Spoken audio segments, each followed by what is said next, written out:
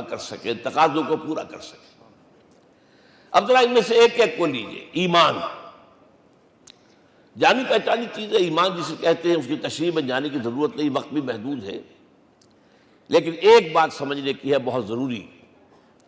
ایمان کے دو لیول ہیں، ایک قانونی ایمان ہے جس کی بنا پر ہم ایک دوسرے کو مسلمان سمجھتے ہیں، اس کا تعلق اقرار باللسان کے ساتھ ہے، زبان سے کہنا اشہد ان لا الہ الا اللہ وحدہ لا شریک لہ واشہد ان سیدنا و مولانا محمدا عبدہ ورسولہ۔ کوئی ہندو تھا، سکھ تھا، پارسی تھا، عیسائی تھا، یہ کلمہ کہے اور اسلام میں آ گیا۔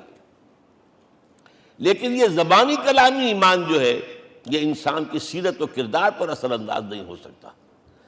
یہی وجہ ہے آج ہم دیکھ رہے ہیں مسلمان ہی جھوٹ بھی بول رہا ہے، مسلمان ہی بے ایمانی بھی کر رہا ہے، مسلمان ہی خیانت بھی کر رہا ہے، مسلمانوں کے لیڈر بلینز کی خیانت کر رہے ہیں۔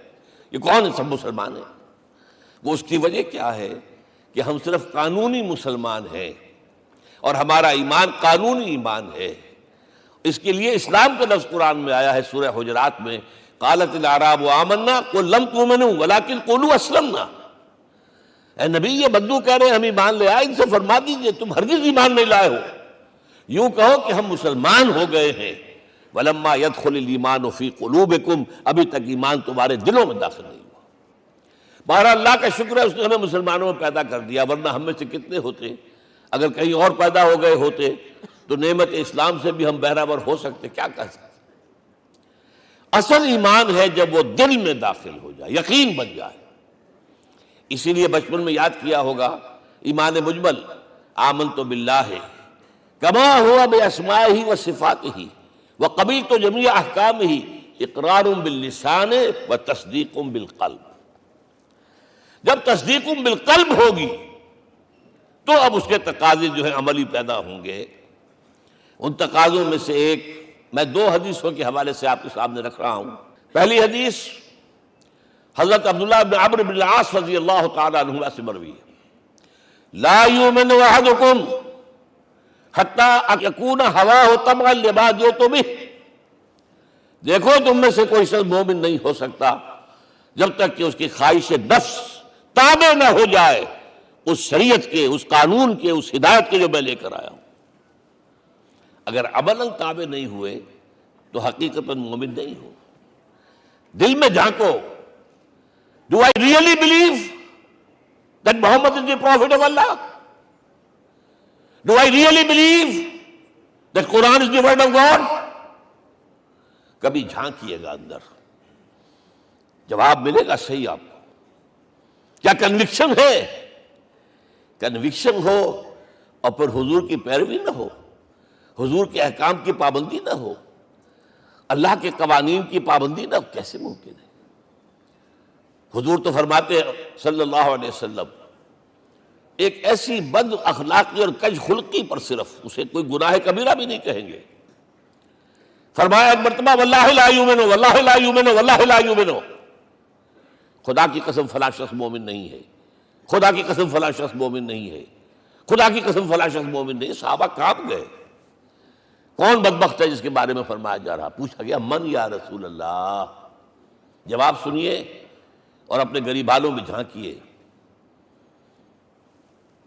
وہ شخص الذی لا یامن جارہ بوائقہ، وہ شخص جس کی شرارتوں کی وجہ سے اس کا پڑوسی چین میں نہیں ہے، امن میں نہیں ہے، وہ مومن نہیں ہے، خدا کی قسم نہیں ہے، خدا کی قسم نہیں ہے۔ کیسے علیحدہ کر لیں گے اس ایمان کو اعمال سے اور ایمان کو اخلاق سے؟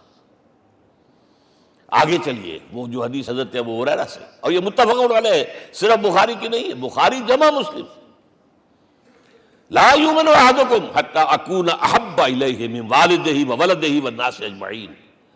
تم میں سے کوئی شخص مومن نہیں ہو سکتا جب تک کہ میں اسے محبوب تر نہ ہو جاؤں، اپنے باپ سے بھی، اپنے بیٹے سے بھی، اور تمام انسانوں سے۔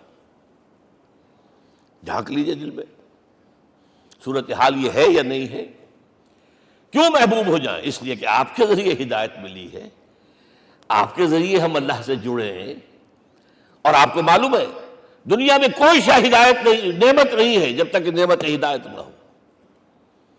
اگر صحت اچھی ہے ہدایت نہیں ہے تو بدماشیاں کریں گے، کیا کریں گے؟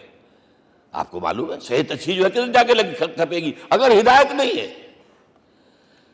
اگر دولت ہے ہدایت نہیں، کیا کریں؟ گلچھرے اڑائیں گے، عیاشیاں کریں گے، لوگوں پر اپنی دولت کا روب گانٹیں گے۔ اولاد ہے ہدایت نہیں ہے، یہ اولاد سہان روح بھی بن جائے گی کہیں آپ کے لیے۔ کوئی شے نعمت نہیں ہے جب تک کہ نعمت ہدایت نہ ہو، اور ہدایت ہمیں ملی محمد الرسول اللہ صلی اللہ علیہ وسلم کے ذریعے۔ تو آپ سے بڑھ کر محبوب کون ہوگا؟ اس کے ضمن میں ایک بڑا پیارا واقعہ آتا ہے۔ حضرت عمر سے پوچھتے ہیں حضور ایک مرتبہ، عمر تمہیں مجھ سے کتنی محبت ہے؟ تو اندازہ کیجئے کہ کس قدر اپنائیت کسی سے ہوتی ہے تب یہ سوال ہوتا ہے، عمر تمہیں مجھ سے کتنی محبت ہے؟ عرض کیا حضور مجھے آپ دنیا کے ہر انسان سے زیادہ محبوب ہیں۔ فرمایا اور اپنی جان سے؟ ذرا سا توقف کیا، دل میں جھانکا، ہاں حضور اب میں یہ بھی کہتا ہوں کہ میری جان سے بھی زیادہ عزیز ہے مجھے۔ آپ نے فرمایا الان عمر اب پہنچے ہو جو مقام ہے، اب درکار ہے، جو مطلوب ہے۔ تو محبت اس درجے کی، اطاعت اس درجے کی اگر نہیں ہے تو ایمان نہیں ہے۔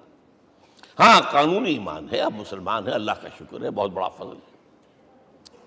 اب اگلے بات پر آئیے، عزروہ، ان کی توقیر، ان کی تعظیم کرے۔ یہ تعظیم کس درجے میں؟ اب وقت بہت کم ہے، میں صرف آپ کو سورہ حجرات